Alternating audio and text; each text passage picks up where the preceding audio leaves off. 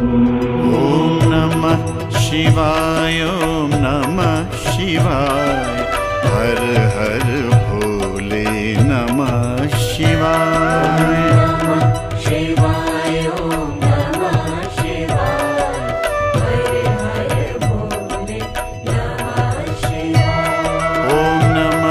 शिवाय ॐ नमः शिवाय हर हर भोले नमः शिवाय।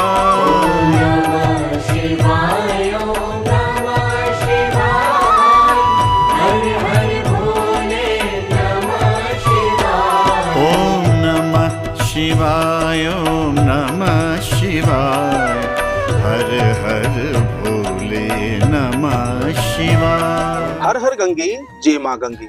सनातन धर्म में महाशिवरात्रि के पर्व को विशेष माना जाता है। मान्यता है महाशिवरात्रि के दिन भगवान भोलेनाथ की आराधना की जाती है। आदि अनादि काल से महाशिवरात्रि का पर्व मनाया जा रहा है। आखिर क्यों है महाशिवरात्रि का पर्व इतना महत्वपूर्ण, इस पर बात करने के लिए हमारे साथ मौजूद है ज्योतिष आचार्य प्रदीप जोशी जी। और बहुत स्वागत है गुरु जी आपका तिलक पत्रिका पे। सबसे पहले तो आप ये बताइए कि महाशिवरात्रि का पर्व सनातन धर्म में इतना महत्वपूर्ण क्यों होता है? महाशिवरात्रि भगवान शंकर से जुड़ी हुई है और कहा जाता है कि पौराणिक कथाओं के अनुसार फाल्गुन कृष्ण चतुर्दशी के दिन भगवान शिव का विवाह हुआ था। ये विवाह का दिन विशेष रूप से भगवान शिव का पर्व के रूप में मनाया जाता है और इसका कोई ये सूत्र नहीं है कि ये विवाह कब हुआ था, कितने वर्ष पुराना है, लेकिन ये अनादिकाल से चला आ रहा है। क्योंकि सतयुग में भी ये था और द्वापर में भी ये था, त्रेता में भी ये था, भगवान राम की कथाओं में, भगवान कृष्ण की कथाओं में भी इस शिवरात्रि पर्व की सूचना मिलती है। इसका मतलब ये है कि ये अनादिकाल से चला आ रहा है, इसके कोई समय निर्धारित नहीं की जा सकता। और शिवरात्रि पर्व में भगवान शिव को कहते हैं कि चतुर्दशी भगवान शिव को विशेष पसंद है। उनको उनके इच्छा के अनुसार उस तिथि के दिन जो भी भगवान शिव की आराधना करता है, भगवान शिव उनको आशीर्वाद देते हैं। हर कृष्ण पक्ष की चतुर्दशी को शिवरात्रि मनाई जाती है, लेकिन महाशिवरात्रि फाल्गुन कृष्ण चतुर्दशी को ही मनाई जाती है और इस दिन ही कहा गया है कि भगवान का शिव का इस दिन विवाह हुआ था। वैसे तो त्रयोदशी और चतुर्दशी जिस दिन होती है, महाशिवरात्रि उस दिन होती है, लेकिन उससे पहले दिन भी जो प्रदोष काल का व्रत होता है वो भी भगवान शिव से जुड़ा होता है। तो इसलिए ये कहा जाता है कि भगवान शिव को चतुर्दशी विशेष पसंद है। उनके विशेष तिथियों में से, भगवान शिव की विशेष तिथियों में से चतुर्दशी को माना गया है। इसलिए भगवान शिव की आराधना चतुर्दशी के दिन करने से विशेष फल की प्राप्ति होती है और जो भी व्यक्ति इस दिन भगवान शिव की आराधना करता है उसे हर इच्छा, उसकी हर मनोकामना पूर्ण होती है। जो वो इच्छा रख करके व्रत रखता है वो इच्छा उसकी अवश्य पूर्ण होती है। ये मान्यता है और इस मान्यता में बहुत सत्यता भी है। मुझे बात की जाए, जो महाशिवरात्रि है यह वर्ष में एक ही बार आती है, बल्कि महीने में शिवरात्रि होती है, तो ये इसीलिए काफी अद्भुत हो जाती है। हाँ, इसीलिए हर मास की कृष्ण पक्ष की चतुर्दशी शिवरात्रि कहलाती है, लेकिन इसको महाशिवरात्रि कहते हैं क्योंकि इस दिन, महाशिवरात्रि के दिन, इसी फाल्गुन कृष्ण चतुर्दशी के दिन भगवान शिव का विवाह हुआ था, इसलिए इसको विशेष महत्व दिया गया है, इसलिए इसको महाशिवरात्रि कहते हैं। महाशिवरात्रि पर भगवान शिव की आराधना करने का विशेष दिन होता है। किस प्रकार से महाशिवरात्रि पर भगवान शिव की आराधना की जाए? महाशिवरात्रि के दिन 4 प्रहर रात्रि के जो होते हैं, उन 4 प्रहरों में भगवान शिव की आराधना करने का विशेष महत्व है। और सायंकाल से लेकर प्रदोष काल से लेकर के, जिसे प्रदोष काल कहते हैं, सायं या सूर्यास्त होने को होता है, उस समय से लेकर के अगले दिन के सूर्योदय तक का जो काल कहलाता है, ये प्रदोष काल ही कहलाता है। और इसमें 4 प्रहर बांट दिए गए हैं। उन चारों के 4 प्रहरों में भगवान शिव की आराधना की जाती है और विशेष रूप से रुद्राभिषेक आदि होता है। भगवान शिव की सामान्य पूजा भी होती है, लेकिन रुद्राभिषेक और रुद्री पाठ भी विभिन्न प्रकार से किया जाता है। उनका अलग अलग महत्व है और अलग अलग ढंग से भगवान शिव की पूजा की जाती है। जैसे क्योंकि उसमें भगवान शिव के तो अभिषेक की बात की गई है, तो उसमें जलाभिषेक होता है, दुग्धाभिषेक होता है, दधि अभिषेक होता है और मधु अभिषेक होता है, गन्ने के रस से अभिषेक करते हैं।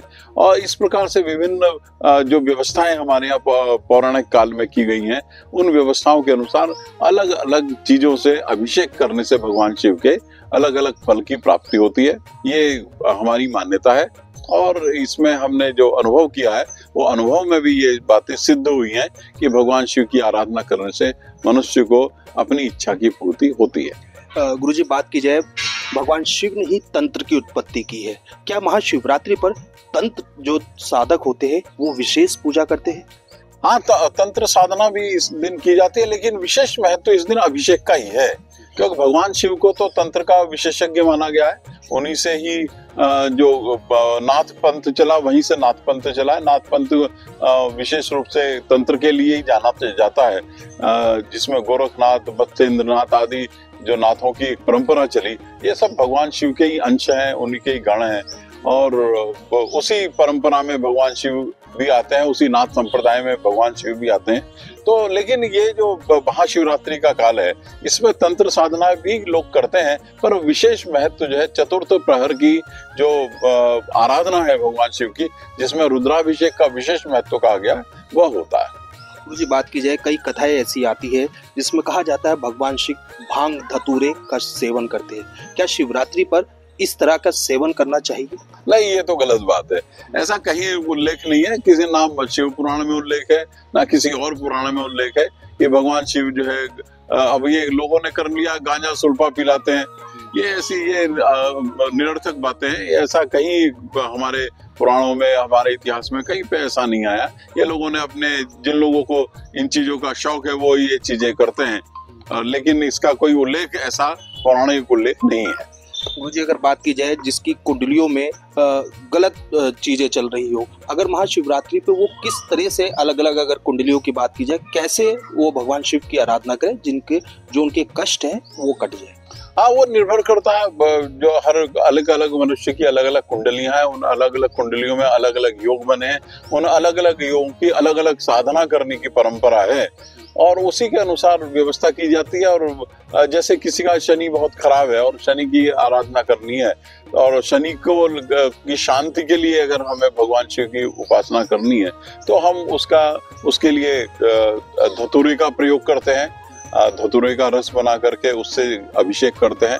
और जैसे किसी को पुत्र की प्राप्ति नहीं हो रही है और पुत्र प्राप्ति करनी है, तो उसके लिए गन्ने के रस का अभिषेक करते हैं। तो इसी तरह से अलग अलग चीजें हैं जिनका विधान हमारे यहाँ ज्योतिष शास्त्र में भी किया गया है और धर्म शास्त्र में भी किया गया है।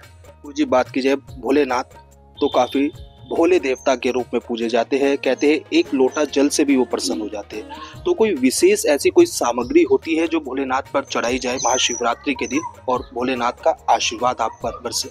हाँ, मैंने अभी बताया, जैसे अलग अलग मनोकामना पूर्ण करने के लिए अलग अलग वस्तुओं से अभिषेक किया जाता है, वो सब उसका विधान है।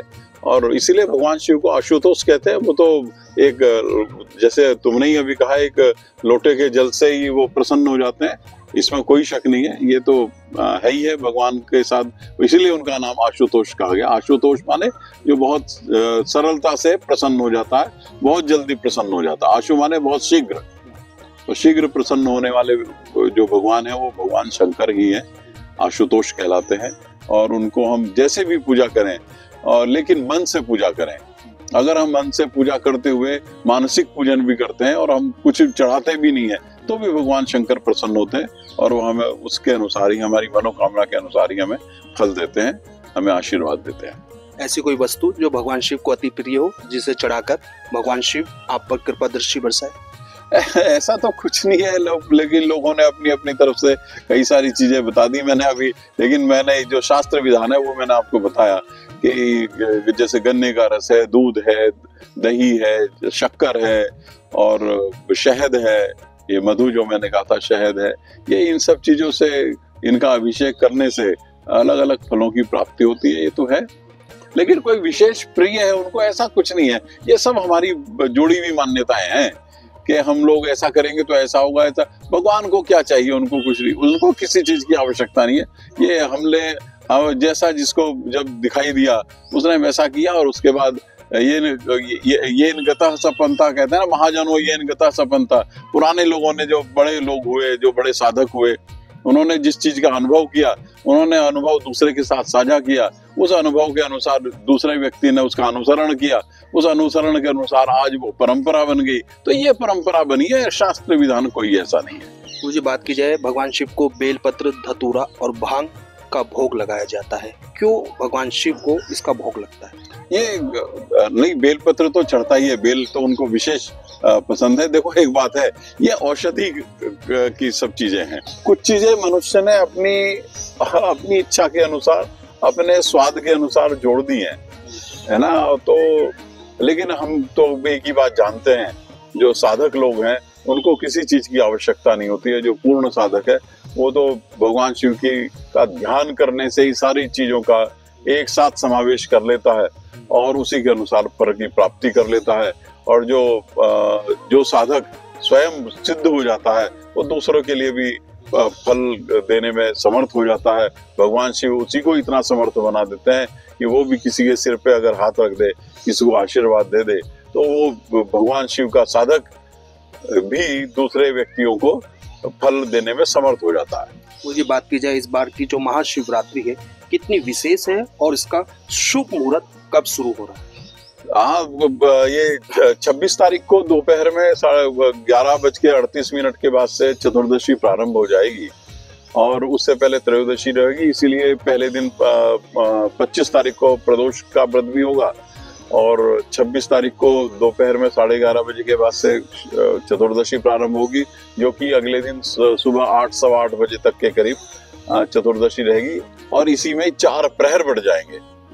और ये बड़ा एक इस बार महत्व की बात हो रही है कि पूरे चारों के 4 प्रहर चतुर्दशी में होंगे।